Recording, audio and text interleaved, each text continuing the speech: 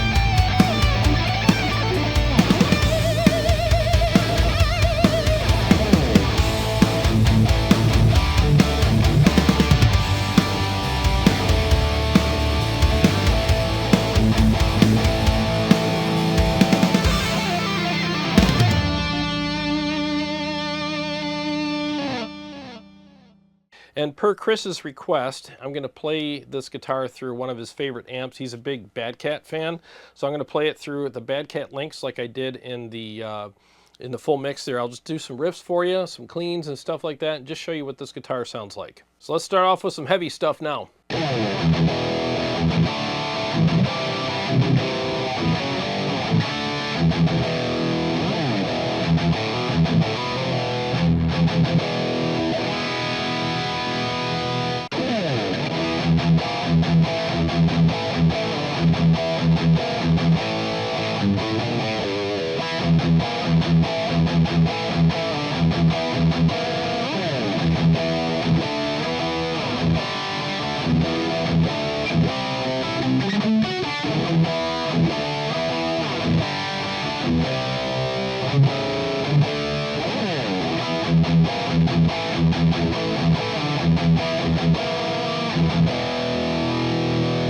Yeah, I'm really digging this guitar. It's actually pretty freaking cool. So let's go ahead and switch over to the clean channel, and I'll go through the different pickup selections and show you the different tones you can get out of it. So I'm going to start on position 1 in the pickup selector and then just click all the different positions from there.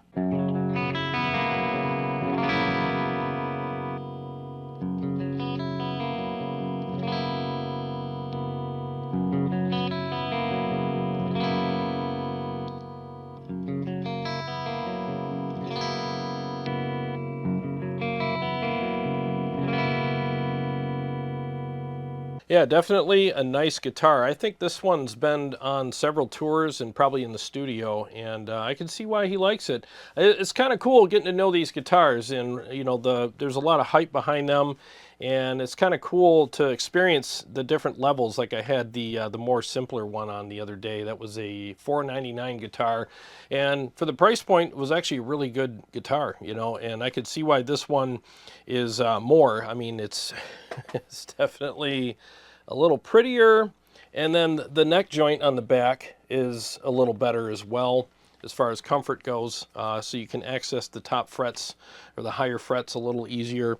And I think the pickups are better as well. So I mean, there's definitely some differences, but of course there should be. If there's a different price, you should have more stuff. So yeah, so I think it's a great guitar, and I want to thank Chris for allowing me to demo it on the channel for you guys. And he actually reached out to me. That's how cool he is. He actually reached out to me, he texted me, and he's like, hey, I liked your demo on the other PRS. If you want to demo one of mine, feel free to do so. And he dropped it off the other day, and I was like, dude, thanks. So it was really nice of him to do. He's a huge PRS fan, and he's actually endorsed by Paul Reed Smith as well. So yeah, it was really kind of him to allow me to demo this for you guys. So thank you very much, Chris, and make sure you check out the links in the description of this video, and check out some of Eva Under Fire's songs and their videos. Like I said, they're awesome people, and they're a great band. In other news, I just released my JCM 2000 pack for the ToneX, and these came out really good. So you get DIs, in other words, amp only captures, and you also get studio captures, which include the amp and the cab.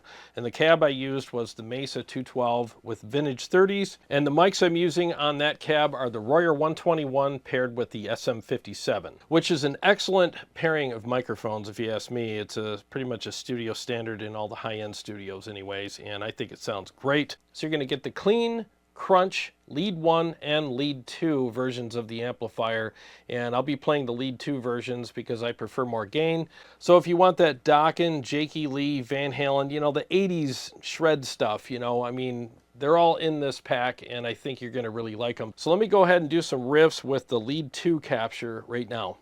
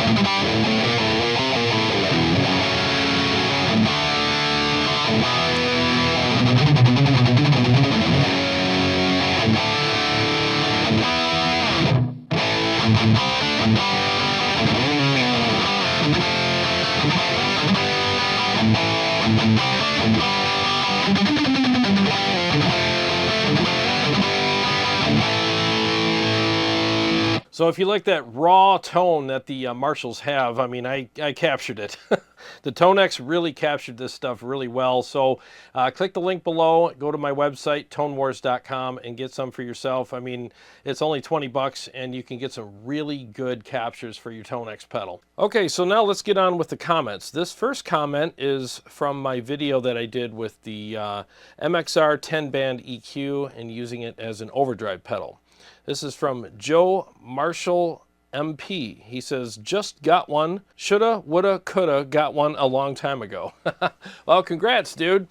Yeah, I mean, if you're looking for probably the most versatile overdrive pedal, I mean, just get an EQ pedal and put it in front of your amplifier, and just boost the level all the way up and adjust the EQ parameters accordingly, and you got yourself a very customized overdrive pedal. So if you have an EQ pedal right now in your collection, give it a try, and I'm telling you, you're going to love what it does to your amplifier when you put it in front of your amp. It could possibly replace all of your overdrive pedals. This next comment is from Jan Yevez. I think that's how you pronounce it.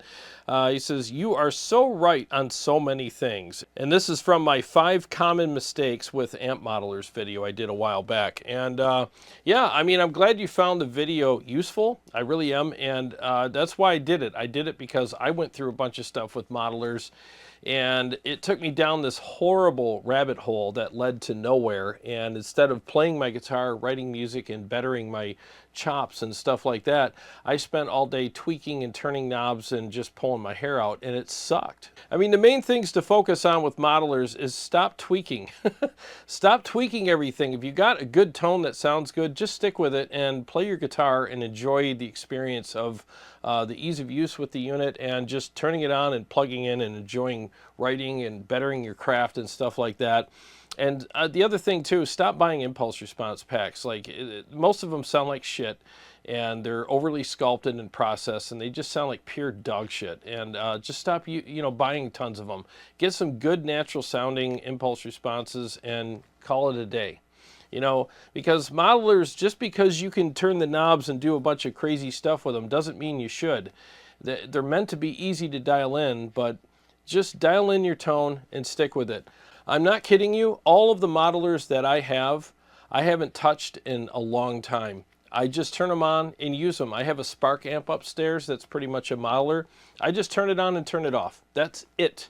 I don't dial in anything on the unit. Yeah, it's fun, it's easy to do, but I don't need to. I use it for practicing, not for dialing in tones, you know. And I've become a better guitar player because of that unit. You know, I just play it, you know. And same thing with all my other stuff, like my quad CORTEX, my KEMPER, my Helix stuff, my HX Stomp, you know, and the Fender Tone Master. I just turn them on and play them. The only time I dial stuff in on them is for episodes where I'm showing how to do something, sharing a new update thing that they did or whatever. But when I'm just using it for home use, playing here, I turn it on, play through it, turn it off. That's it. And that's what they're meant for. This next comment is from Renee Tello 555, and this is on my Mark 7 Does It Do Metal video that I did a while back. He said, "I have a question. Would it be worth selling my Mark 5 to buy the Mark 7? Well, that's a good question. I played the Mark 590, if that's what you're referring to, the Mark 590, and that amp just didn't work for me. I didn't gel with it at all. It was kind of cold, and I just didn't like the gain structure on it for some reason. I could not get along with that amplifier. I just found it a little flat and dull. And some people might disagree with me, but if you've played other Mark amps, you'll know what I'm talking about. The Mark IV was way better, and the JP was way better. So I was like, I even bought it and thinking, oh, I'm going to buy this and keep it on my shelf as another Mark series amplifier, and I sold it. I could not stand that amplifier. So I would say that I think the Mark 7 would be better because I did like that amp. I mean, the Mark II mode and the Mark IV mode on it was excellent, you know. Or you can get the JP. Either one of those amps would be a better choice, in my opinion. Let me know what you get and what you think about your purchase after you get it. Looking forward to hearing back from you. This next comment is from Armored Giraffe from my PRS SE-CE24 review I just did the other day. He said, "Didn't expect such excellent playing when pressing to watch this video. Dang!" Subbed and appreciate the review. Might cop this guitar for my first PRS to finally give them a try. I will use this as my jazz fusion / rock guitar. Well, thanks, man. I'm glad you enjoyed the video and enjoyed the playing. I was having a bit of a tough week that week when I shot this. I was sick as hell.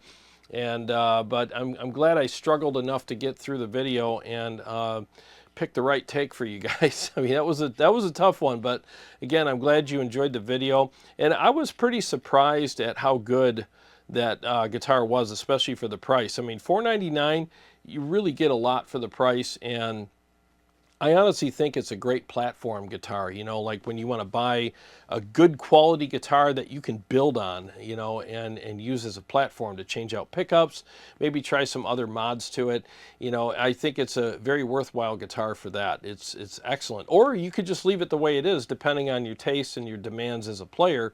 I mean, if I was to buy that guitar, I would put locking tuners on it, and I would put in different pickups, and I think it would be good to go after that. And I think it was a very smart idea for PRS to come out with a more affordable line because, you know, it's a branding thing. I get it, because they want their brand to be amongst different levels of players and people who can afford different types of guitars. You know, they don't want to be just the brand that's for people who are millionaires or lawyers and doctors, you know. And I think it's really good. And there's a lot of younger people who just can't afford to spend that kind of money, but they still want a PRS. And I think it's a perfect guitar for people like that because it really is a quality guitar. There's a lot of good things about it, and I can see why people would want to buy one. And yes, there are other affordable brands out there that I'm sure are pretty good, but I really was impressed with the quality that was associated with this guitar. It was actually really good for the price. Now, this next comment is from my friend Aaron Lucas. This is on the same video. He said, "Great vid as always. I know you love PRS amps. Who wouldn't? To my knowledge, this is your first time at bat playing a PRS guitar, at least the first time having them on your channel. PRS is really the only company that puts out worthwhile and consistent guitars at any price point. Most companies that put out budget-friendly guitars don't have the quality that PRS has at any price point. It'd be very interesting to see you play a PRS SVN or Mark Holcomb 7-string model, as I know 7-string guitars are more your focus." Yeah, man, thanks for commenting. Always good hearing from you. So, yeah, I'd like to try a Mark Holcomb. That's definitely a guitar that's on my list. I mean, it doesn't have a whammy bar, so I'm always like, it doesn't have a whammy bar, but I'll still try it just for fun, you know. I mean, whammy bar is a taste thing. It's not a quality thing. I just use a whammy bar a lot, so it's hard for me to play a guitar without one, but I mean, I think I could, you know, muscle through it with a Holcomb guitar. I've always wanted to try one out. There's another one that I want to try too, and I'll put a picture of it up here. And this one is actually really freaking cool looking, and it's the charcoal, you know, color, and it has the what is it? It's got the Floyd Rose system on it, and this looks like something that's a little more my speed. It's got the locking, you know, headstock and all that, and it's $10.79. So that's actually a pretty good deal for a guitar as well, especially a PRS. I mean, that's something, like if I was to buy a PRS, that's something that would be a little more my speed because it's got all the features that I want on it. I don't know what the fretboard radius is on it. Hopefully it's flatter than 10, because the 10 is good, but I mean, I struggled with it a little bit. I prefer like 17 or 20, you know. But regardless of that, I think that that particular guitar would be more my speed, and I'd really like to check it out. All right, this next question is from an email I got from a subscriber. His name's Dave, and he said, "I'm having a hard time deciding between a JVM 410H and a Super Kraken. I play mostly thrash and death metal, and I currently own an Ingle Savage 120. And a Marshall 1960A loaded with 1979 G12 65s. I play a BC Rich Floyd Rose Shredzilla 6-string and an LTD 1000 Arrow 6-string. I play in D and E flat mainly." Well, thanks for reaching out. I did respond to your email, but I'll just do it here as well for people who are curious about the same, you know, 2 amps. You know, I had the 410H on the channel, and I bought it, and it was okay. You know, it was just an okay amp for me. The Marshall gain structure never really worked for me. It's a little too raw and unrefined for me. It's not a bad thing. It's just the way it is, you know. People like raw, unrefined things too, you know, so I totally respect people's opinions on that. But for me, I want something a little more sculpted and together, and I felt that the Kraken would be a better choice for you, and as I responded in your email. Because the thing is channel 1 on the Kraken in crunch mode is kind of their take on a Marshall anyways, and then Channel 2 is their take on like an EVH type gain structure and sound and everything. So I think you get the best of both worlds with the Kraken, and you get the MIDI switching and all that as well. So I think the Kraken would be a much better choice for you. And with the Kraken 2 out, you have the presence knob on it, so you can bump that top end up a little bit more. So just tell me what you think when you get it, and hopefully you make the right choice for you. All right, so let's finish up the video with this question here. This is from These Go to 11, 1968.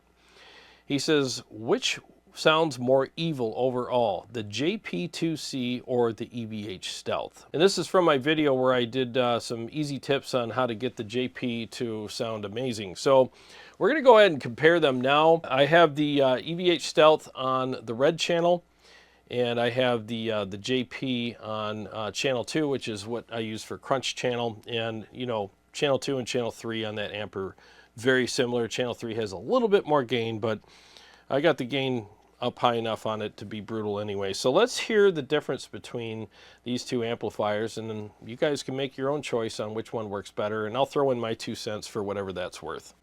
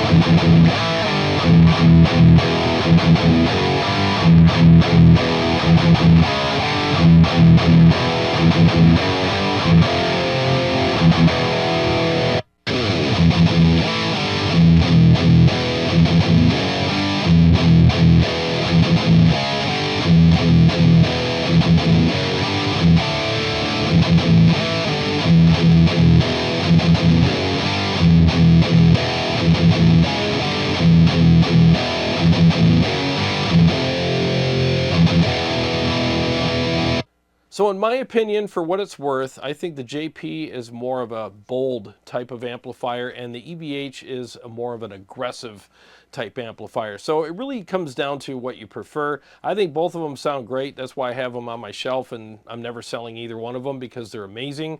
So I like them equally, but for slightly different reasons. So hopefully this helps you pick out the best amp that works for you. If you're looking for just all-out brutality and aggressiveness, the EVH is definitely going to take the cake for that. But if you want something that's got that really nice, rich, bold sound that the Marks have, then the JP is definitely the way to go. Well, guys, that about wraps it up for this episode. I hope you enjoyed it, and I want to thank everyone who's been purchasing my presets and capture packs for Quad Cortex, ToneX, and the KEMPER from my website, tonewars.com, linked below. I really appreciate the business very much, and I've been hearing a lot of great feedback on them, and I'm just so happy that people are enjoying the tones that I'm making for them, and there's much more to come. I'll be doing a lot more capture packs very soon for all 3 units. And I want to thank people who have been purchasing my Line 6 stuff from Line 6's marketplace as well. Seriously, guys, it goes a long ways because YouTube does not pay hardly anything. So we have to rely on stuff like that now to keep our channels going. So I really appreciate that very much. And to all my Patreon supporters and subscribers, thank you guys so much. I really appreciate you guys as well. And if you're new to the channel, please subscribe. I really appreciate that because I got a lot of great stuff coming up, and I'll see you on the next one.